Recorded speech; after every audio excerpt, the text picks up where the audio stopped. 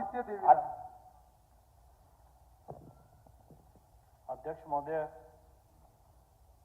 क्या मुख्यमंत्री महोदय बताने की कृपा करेंगे कि राज्य में हत्या, बलात्कार, सामूहिक बलात्कार, अपहरण, डकैती, लूट, महिलाओं और अनुसूचित जातियों के लोगों के विरुद्ध 2019 से दिसंबर 2024 तक दर्ज किए गए अभियोगों की संख्या का विवरण। नहीं, आप सिर्फ नंबर बोलिए ना, सिर्फ नंबर बोलिए।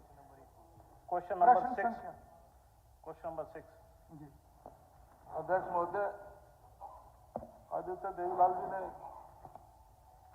2 मदों में सवाल पूछा कि राज्य में हत्या, बलात्कार, सामूहिक बलात्कार, अपहरण, डकैती, लूट, महिलाओं, अनुसूचित जातियों और व्यापारियों के रखरखाव आम जनता के लिए। मैं हत्या के मामले में 2019 से 2024 का विवरण देता हूं। टोटल मामले दर्ज हुए 6338, सुलझाए गए 6036, सुलझाने का प्रतिशत 95.23% और गिरफ्तार गए 12,966 और चार्जशीट गए 4,035।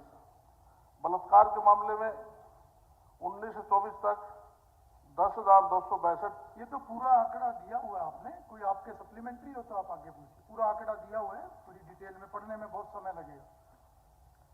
अध्यक्ष महोदय, क्योंकि ये जो है ये सारा गृह मंत्री से रिलेटेड है, इसी जवाब में बताया गया कि टास्क फोर्स सरकार ने गठित की है क्राइम को रोकने के लिए। पर अध्यक्ष महोदय, अगर टास्क फोर्स ही क्राइम करने लग जाए तो फिर उसको कौन रोकेगा?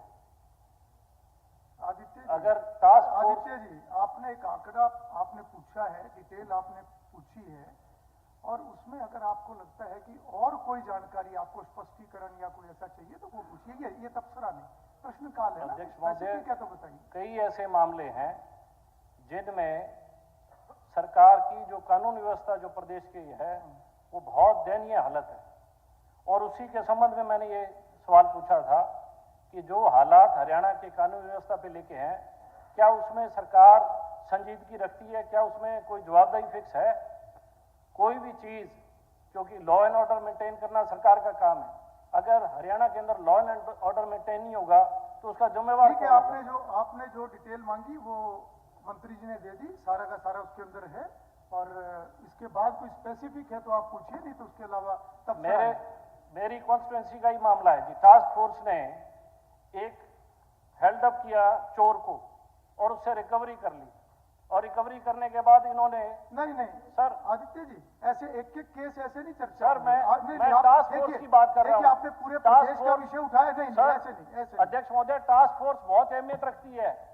हरियाणा की टास्क फोर्स जो है वो बड़े जो बहुत अच्छे लोग हैं उनको इनमें डाला जाता है, जो मेडलिस्ट हैं या जो डिपार्टमेंट ये मानता है कि ये बहुत प्रखर लोग हैं जो चीजों को निकाल के लेके आएंगे, अगर वही ऐसे काम करने लगे तो आम जन का क्या हाल होगा जी? कोई केस है तो वो केस संबंधित बता रहा हूँ जी। कालवाना गांव की घटना, एक महिला के चोट मारी जाती है। ऐसे नहीं, घटना ऐसे प्रश्न के साथ एफआईआर नहीं, घटना ऐसे नहीं। आपको बाद में आपको मौका मिलेगा बाद में, तब आप अपना विषय रख लेंगे। अत्याचार हो रहे हैं। राम कुमार कश्यप जी, क्वेश्चन नंबर 7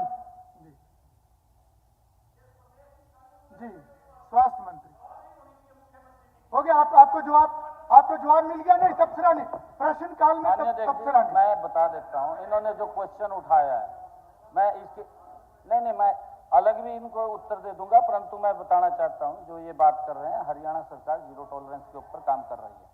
कानून व्यवस्था को लेकर के जो एसटीएफ की बात इन्होंने की है, स्पेशल टास्क फोर्स जिसका गठन किया गया था, माननीय अध्यक्ष जी, उन्होंने जो काम किए हैं हरियाणा के अंदर, जो अपराध पर नियंत्रण पाने के लिए टास्क फोर्स ने महत्वपूर्ण प्रगति की है, जिसमें 2020 से 2024 के बीच कुल 1997 अपराधियों को गिरफ्तार किया है। जो ये बात कह रहे हैं उसके ऊपर क्वेश्चन उठा रहे हैं, क्योंकि हमारी सरकार का, मैंने कहा है कि जीरो टॉलरेंस के ऊपर लॉ एंड ऑर्डर को लेकर के हम बिल्कुल स्टिक है, और आगे भी हमारी सरकार स्टिक रहेगी, ऐसा नहीं है।